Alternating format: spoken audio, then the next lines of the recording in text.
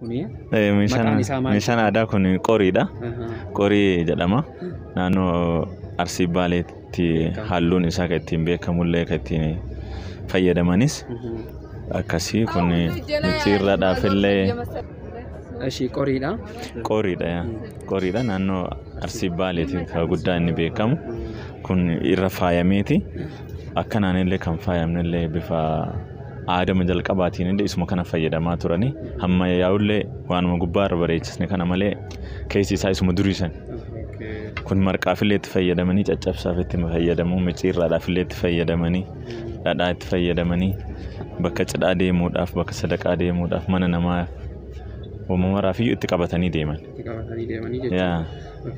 Saayiziin isaa akkam guddinni isaa akka kana caala xiqqaatullee jira. Akka kana caala xiqqaatullee jira, kanarra guddaanillee jira. Akka abbaan barbaade. Qarshii meeqatti gurgurama kunam? Kun amma qarshii 800 gurgurama. Kophaa isaatti 800 gurgurama. Inni kun ammoo buqqee jedhama, buqqee urgoo jedhani. Duraaniin buqqeen urgoo kun dubartoonni waan urgaa garagaraa kan rifeensa isaaniitti dibatan ta'ee dhadhaadhaan wal make itti qabatu kun. As keessaa dhadhaadhaan waliin makaa rifeensa isaaniitti fayyadamu. Akkasii kun ammoo boraatii jedhama. Buqqeen jettu sun meeqaan bitamti gatiin ishee? Isiin kun qarshii 400. 400 bitamti. Kun ammoo boraatiidha. Boraatiin kun duriin boraafatan. Amma bareedinaaf kaa'atanii duriin boraafatanii hadhallee warroonni boraafatanii jiranii naannoo Affaar naannoo ammallee uummata Karrayyuu kunniin. Karrayyuu ammallee yoo argitee jiraatte karaarra yoo deemtu qabattoo isaanii irratti yoo laaltee jiraatte ofirraa qaban. Gaala waan tissaniif bakkuma gaanitti fayyadaman isuma irra rafan badheetti illee yoo rafan. Akkas. Meeqaan bitama inni kun? Inni kun qarshii 800 bitama. 800 bitama. Kun ammoo mooqqaa jedhama. Mooqqaa marqaan nyaatan. Marqaan nyaatanii ittiin namaa fuudhu. Akkasumas wanni inni tajaajilu marqumaaf walumaa galatti. Micciirraafillee aadaadha. Itti fayyadaman. Addatti gurgurama moo meeshaalee? Addatti illee gurgurama. Inni amma tokko isaatiin na gaafata harta. Inni kunillee addatti gurgurama. Qarshii 300 gaafa adda isaatitti gurgurama. 300 haga 400 illee akkuma dhaagina isaatiin. Kun ammoo xuunxoo jedhama. Faayidaan isaa maali? Faayidaan isaa aannan itti fayyadaman. Aannan bunaallee ta'ee ijoolleedhaafillee ta'ee abbaa manaatiifillee aannan kanaan kennama. Kanaan dura gaafa meeshaan ammayyaa kun hin dhufin isuma duriiti kun ammoo dhuullee jedhama. Bakka kanaan dhugan akkana ol fuudhanii afaan itti dhuganii.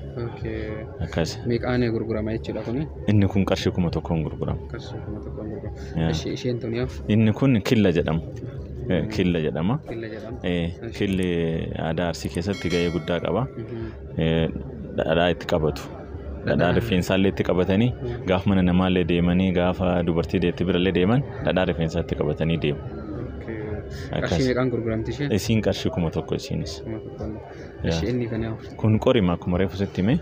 Diizaayiniitu garagara malee. Diizaayiniitu garagara malee qoriidha kunis. Kun amma kunis qoriidha. Naannoo faayaan isaa naannoo aadaa Gujii irratti hojjenne. Fedhii namaa eeguudhaaf halluu isaa akka wal fakkaatee naannoo kana qofamaa fakkaatee akka hin jedhamne halluu uffataa fa'a keessaa baasaa asirra diizaayin goona. Diizaayin godhaa asirratti hojjettanii jechuudha. Akkasii. Abbaan biraa immoo gatiin isaanii waluma fakkaataadha qarshii 800.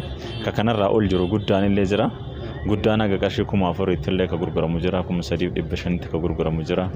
Akkuma guddina isaatiin wal caalanii ka 500 illee jira xiqqaan isaa. Akkas. Miti garuu guddaadha malee guddaa baay'ee akkas taraati miti garuu ammoo guddaadha kun aga qarshii 4,500 itti gurgurama. Micciirraa fa'a itti qabatanii gaafa warra soddaa fa'a deemanii gaafa cidha fa'a qaban obboleessi fa'a fuudhuu obboleettiin dhadhaadhaan qabattee micciirraa itti gootee gimmaasha daraa gootee walakkaa isaa akkasitti mana maatii isiitiin illee deemti. Wantoonni mormatti godhatan yoo amee? Faayin mormaa hin jira. Bifa ammayyaan hojjetame faana ka hojjetame inni kun kan mormaati mormarratti fayyadaman dubartoonni faaya mormaati. Inni biraallee jira. Inni kun ammoo ka addaati. Faaya addaati kuni.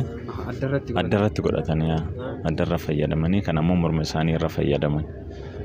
Uffannaa naannoo barbaadanii waliin walitti fakkeessanii uffachuudhaaf akka waliin deemutti wal fakkeessanii itti hojjetama jechuudha.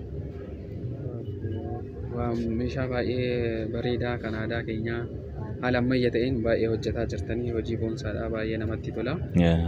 Kanaafuu namni barbaadu as dhufeetiin argatu danda'a Shashamannee. Shashamannee ganda duwwaa tokko biiftuu baree jennaan faaya Oromiyaa jennaan eenyullee faaya Oromiyaa namni bi'in wallaallee hin jira jedhee yaadu magaalaa Shashamannee keessa ta'e. Yeroo cidhaafillee ta'e immoo miizotaafillee waan wal fakkaataa ta'e. Waan wal fakkaataa ta'e hin qabna.